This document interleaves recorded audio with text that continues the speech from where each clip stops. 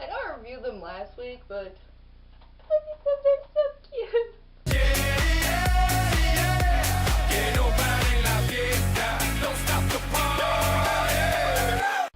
Yeah, so that was just random because I made that my screensaver. They're so adorable together. I love them, but let's talk about our favorite couple. Yep, we're down to our last two characters.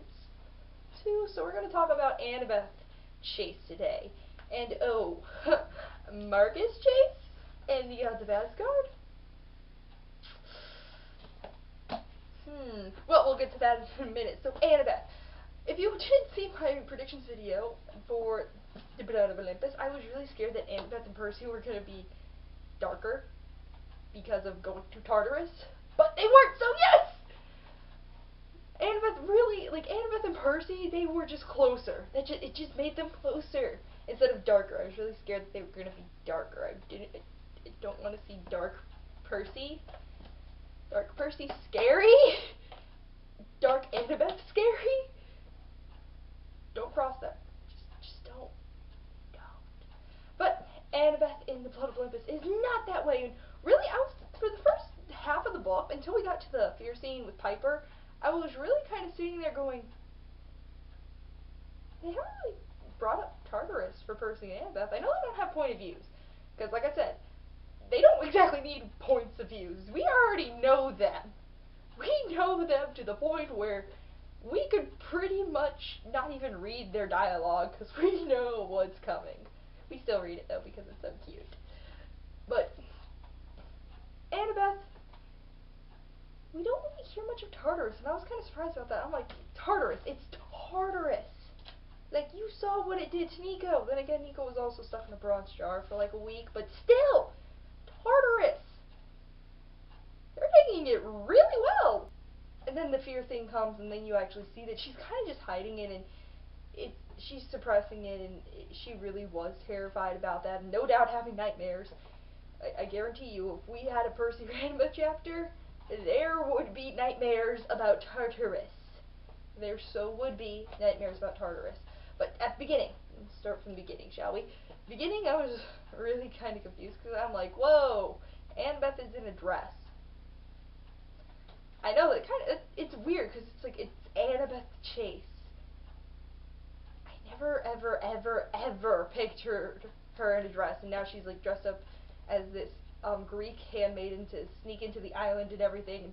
And when Jason was like, let's go, she was like, finally, and pulls out her like new sword and starts going at it, because she probably was fed up with all these guys, let's be honest.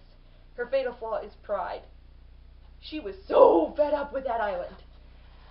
So that's kind of our first glimpse of Annabeth again. Again, I'm still so surprised that we didn't really see much of the whole Tartarus situation. I feel like that's still going to be an issue. They're probably going to have nightmares about Tartarus forever, but that just, it seemed to have brought them even closer. And then as we keep going, the scene, I gotta mention the scene, Percabeth moment. The Percabeth moment. Every book has a Percabeth moment, except House of Hades. That was just the Percabeth book. But Percabeth moment in this one, when they got there, and they're kind of standing there, and they're like, wow, this is the spot where, our parents' rivalry started. And Percy was just like, this is where it's gonna end. And then they kissed, and I was like, Percabeth moment! There it is! See, we can't have Percabeth moments without Percy or Annabeth having a point of view. We got it from Piper's, and Piper was like, oh, and we're all going, oh. See, we love our Percabeth. Love Percabeth. They're going to stay together forever, and Percy's probably going to get all A's this year, because Annabeth's going to be like, are you studying? Did you do your homework? You better go do your homework. She's going to be doing that all year, and for the next probably 4 years. So other than our Percabeth moment, I'm going to have to talk about the ending fight scene. Oh, the ending fight scene. I love the ending fight scene so much. Again, just the whole panning idea, her fighting with her mom, that was awesome. It's also really awesome because that's kind of the first time she's seen her mom since that whole fight situation with the coin. I think they're good now. They're good. I know I'm not really saying a lot about her, because, like I said, she doesn't have a point of view, and oh, we'll talk more about her with Percy, because the Percybeth moments. I love Percybeth moments. I just love Percybeth moments. I love all the scenes that, like, I love that whole fight scene, how, and like I said, with Fear, that Fear fight scene, I love it that she's going, Piper, what are you doing? And she actually had to learn that sometimes feelings are good, and that you should not listen to logic. Should not listen to logic sometimes, and go with just your gut reaction. So, hey, she learned something. Annabeth Chase learned something. Never thought I'd say that. Wow, this book is just full of things I never thought I'd say. First, the Lord of the Dead, like, makes me cry, and then Annabeth is learning things? What is going on here? But besides that part, all the Percybeth moments again, they're walking through the tunnels, and they're just staying together, and as she was talking about Tartarus, I was like, oh, what's Percy going through? How are you two going to make it through this? You can do it! Because she was just crying and sobbing, and I'm sorry, that's, for going through Tartarus, to that moment, they were both doing, like, fantastic, okay? They really were. Like, you saw Nico come out of Tartarus, and he was like a zombie. They come out of Tartarus, and they're only a little changed. Just a little bit. Probably scarred them for life. Talk about scarring for life, but that's what happened. Now for the end. Oh, the end. The end, she, like, becomes friends with, like, Raina. Like, that is, like, best friend relationship right there. Her, Raina, Piper, and Hazel, just, they're all going to be friends for eternity, probably. They're going to be down in, like, Elysium, and they're still going to be friends. I love that whole trio, the whole ending thing, where, like, going back and forth, back and forth, back and forth. And it's like, oh, we invented parties, and everyone, ooh, it was so funny. I'm, like, trying to imagine this. I'm also trying to go imagine, like, so are you guys gonna have, like, giant games of capture the flag now? Like, cross-country capture the flag? That'd be really funny, actually. If they had that, that'd also be kind of really hard to explain to some people. Really hard. But that'd be fun. Are they gonna, like, go over and play some war games? I don't know how this is all gonna work out, but everyone can go back and forth now, and Annabeth is gonna drag Percy to college. Yeah! Although Percy seems pretty happy about that, then again, he's going with Annabeth. Like I said, she's gonna make him do his homework. She will. She'll be like, you better be studying. You better be doing your homework. And he'll still probably be like, well, it's better than fighting monsters. Which, fighting monsters, you can't get worse than that. Actually, Tartarus, but better. So he'd say it's better than Tartarus. I love Annabeth's reaction to Nico, because when Nico was just like, yeah, Percy, I had a crush on you, Annabeth was like, oh, good job, dude. Yeah, high five. And I love her reaction. And a very supportive person. Like Nico said, Nico really wanted to hate her, but he was like, he couldn't, because she's so nice. And now, I'm going to tell you this right now. Margus Chase. I mentioned it at the beginning. Margus Chase. Now, it's like Rick Riordan didn't think we were going to notice this. He thought wrong. Having Annabeth be like, I had a cousin and an uncle, and I should have, like, talked to them more.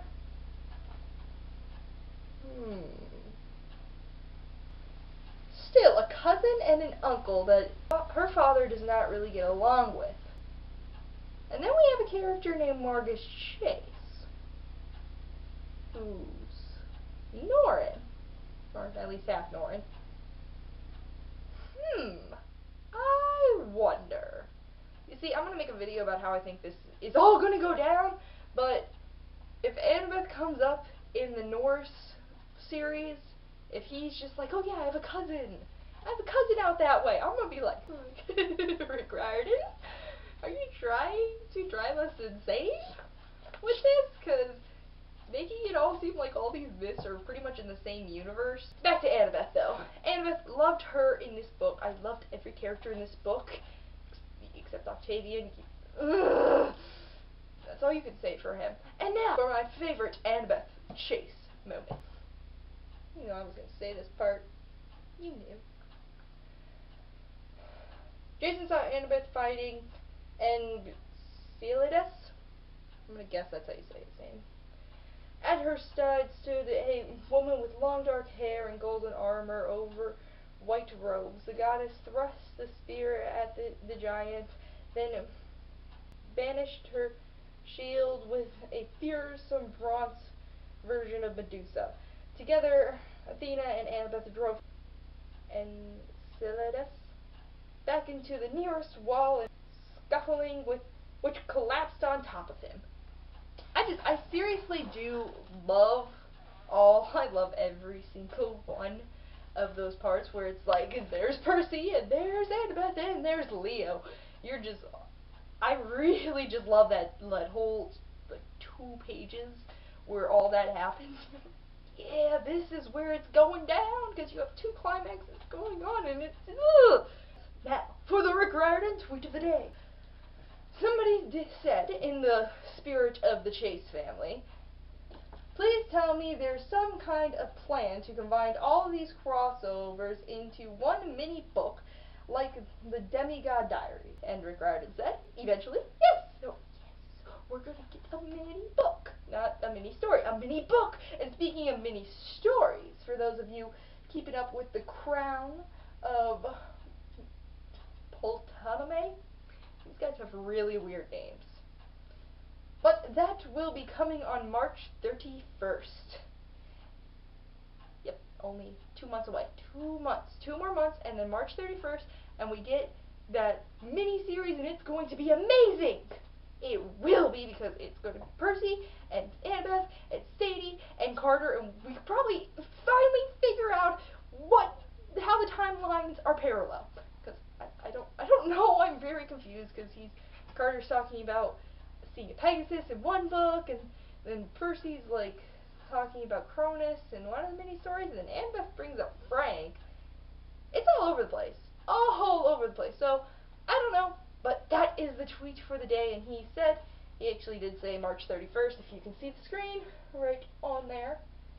Zoom in, pause it, I don't know, whatever you want to do to see that screen. You can just go to his Twitter page, link is in the description below. He has a lot of funny tweets, and there's a lot of people who tweet things.